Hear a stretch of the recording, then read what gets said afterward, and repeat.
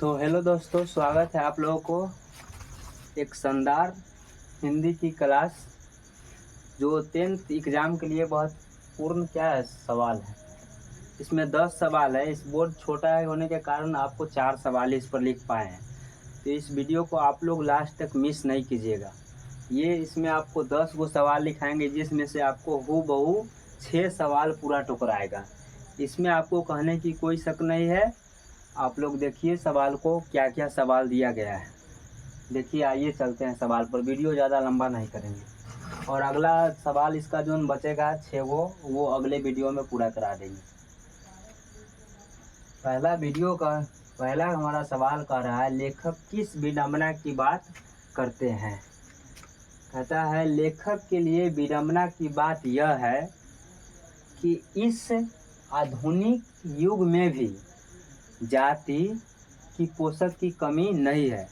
यानी अभी पूरे आदमी है जो दुनिया में वह सभी जाति को लेकर ही मरते हैं।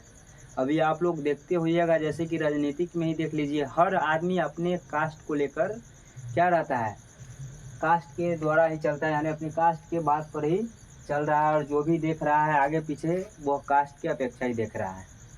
तो यही कह रहा है कि लेखक के लिए विडंबना की बात यह है कि इस आधुनिक युग में भी जाति की पोषक की कमी नहीं है। अगला सवाल देखिए, कहता है जाति प्रथा क्या है। जाति प्रथा भारतीय समाज में श्रम विभाजन का स्वाभाविक रूप क्यों नहीं कही जा सकती है। क्यों नहीं कही जा सकती है, इसका हम उत्तर बनाए हैं कि भारत की जाति प्रथा की एक और यह है कि श्रमिकों को एक अस्वाभाविक विभाजन नहीं करती है।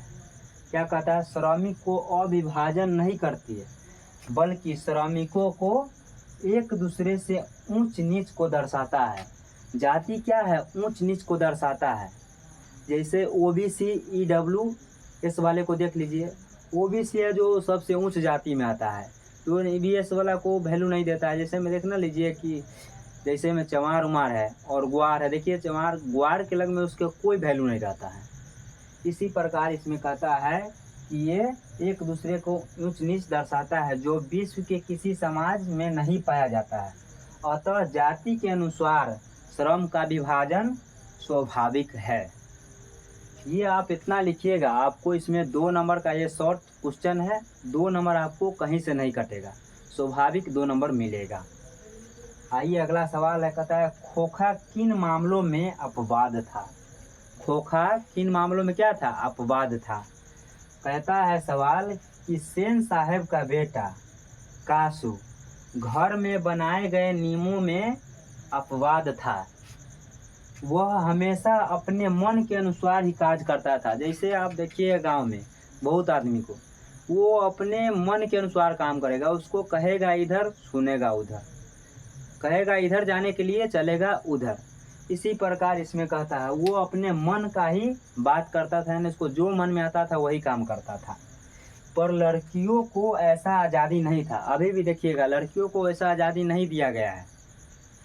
लड़की को घर से अभी भी बहुत जगह देखिएगा बाहर नहीं निकलने दिया जाता है। लड़का को जहाँ मन है वहाँ जा रहा है, जे मन में आ रहा है वो कर रहा है।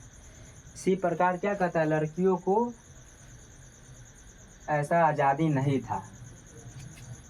तो ये सवाल आपको 10th एग्ज़ाम में ज़रूर पूछेगा। ये हिंदी का सवाल है, 10 को आपको नोट कराएंगे, जिसमें से आपको 6 को सवाल स्वाभाविक रूप से क्या है पूछा जा सकता है, पूछा जाएगा ही। देखिएगा आप लास्ट में एग्ज़ाम देने के बाद गेस कीजिएगा, इसमें से 6 क्वेश्चन रहेगा, जो उनमें 4 लिखा हुआ है और 6 क्वेश्चन अभी बाकी है। ये अभी टेलर है, पिक्चर उस वाला समय है।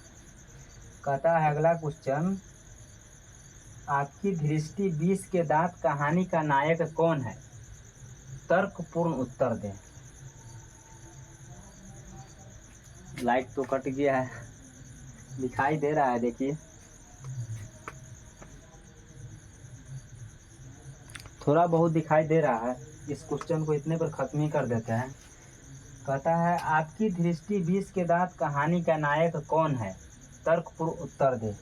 मेरी दृष्टि में इस कहानी का नायक मदन है, क्योंकि वह क्या है, महल वाले सेन साहब से बिना डरे उसके ड्राइवर से लड़ जाता है, और लड़ने के बाद क्या करता है, उसके बेटा के 2 दांत भी तोड़ देता है। वो मदन था जो इस कहानी का नायक है, वो उसको ड्राइवर से भी नहीं डरता था, न सेन साहब से डरता था, और न ही ड्राइवर से डरा। उसके बाद उसके जाकर बेटा को दांत भी तोड़ दिया। समझिए कितना बलवान था। तो इतने पर क्लास को एंड करते हैं, लाइन कट गया है। अगले क्लास में 6 क्वेश्चन कराएंगे, ठीक है। Thank you so much.